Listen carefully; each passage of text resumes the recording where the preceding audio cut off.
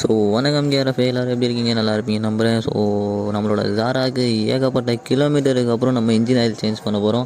So engine ஆயிலோட நிலைமையை பார்த்தாலே உங்களுக்கு தெரியும் எந்த ஒரு கதியில் இருக்குது இன்ஜின் ஆயில் அப்படின்னு சொல்லிட்டு. இன்ஜின் ஆயில் சேஞ்ச் பண்ணாமல் ஓட்டத்தில் ஏகப்பட்ட ப்ராப்ளம் வரும். ஸோ அதில் மெயினானது கிளச் பிளேட்லேருந்து மொத்த இன்ஜினுமே அடி வாங்கும். அதே சமயத்தில் மைலேஜ் ஏகப்பட்டது ட்ராப் ஆக சான்ஸ். நீங்களும் உங்களோட வண்டிக்கு 2000 kilometre once engine oil change பண்ணி பாருங்கள். ஸோ எந்த ஒரு வேலையுமே தராது உங்கள் வண்டி.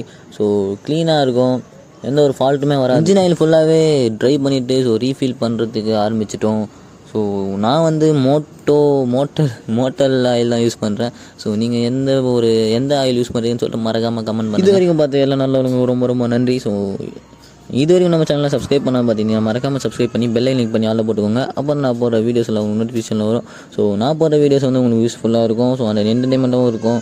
ஸோ பிடிச்சிருந்தால் லைக் பண்ணிக்கோங்க. ஸோ உங்களோட கருத்து ஏதாவது இருந்துச்சுன்னா மறக்காமல் கமெண்ட் பாக்ஸில் சொல்லுங்கள். நான் வந்து ட்ராவல் ரிலேட்டட் வீடியோஸ், அந்த பைக் ரிலேட்டட் வீடியோஸ் எல்லாம் போஸ்ட் பண்ணுவேன். அதுக்கப்புறம் சம்மந்தமே இல்லாத வீடியோலாம் போஸ்ட் பண்ணுவேன். ஸோ சப்ஸ்கிரைப் பண்ணி வச்சுக்கோங்க. யூஸ்ஃபுல்லாகவும் இருக்கும், என்டர்டைன்மெண்ட்டாகவும் இருக்கும். அவ்வளோதாங்க, நம்மளோட ஜாராக்கு நியூ பிளட் ரீஃபில் பண்ணின்னு இருக்கும். ஸோ நியூ ஆயில் சேஞ்ச் பண்ணதுக்கப்புறம் உங்களுக்கு பர்ஃபார்மன்ஸ்லேயும் சரி, ஸோ மைலேஜ்லேயும் சரி செம்ம ஒரு பெஸ்ட்டு. அண்டு எப்படி சொல்கிறது அப்படின்னு பார்த்தீங்கன்னா, ஸோ செம்ம ஒரு பெஸ்ட்டு. ஸோ ஒரு நல்ல ஒரு புது எக்ஸ்பீரியன்ஸாக இருக்கும் உங்களுக்கு. நான் வந்து NS 125cc தான் வச்சுருக்கேன். ஸோ நீங்கள் எந்த பைக் வச்சுன்னு இருக்கீங்க, ஸோ எந்த பைக் பெட்டராக உங்களுக்கு ஃபீல் ஆகுது அப்படின்னு சொல்லிட்டு கமெண்ட் சொல்லுங்கள். நானும் பார்த்து தெரிஞ்சுக்கிறேன். ஸோ எனக்கு தெரிஞ்ச வரைக்கும் இந்த NS 125 ஸோ ஃபேமிலி யூஸ்க்கும் சரி, ஒர்க்கு, ஸோ டெய்லி யூஸ்க்கும் சரி, ஸோ மைலேஜ் எல்லாமே பெஸ்ட்டுன்னு சொல்லலாம். ஸோ பவரும் இருக்குது. ஸோ ஸ்டாப் ஸ்பீடை மட்டும் எதிர்பார்க்க முடியாது, மற்றபடி எல்லா ஃபியூச்சருமே இருக்குது இந்த ஒரு NS 125cc.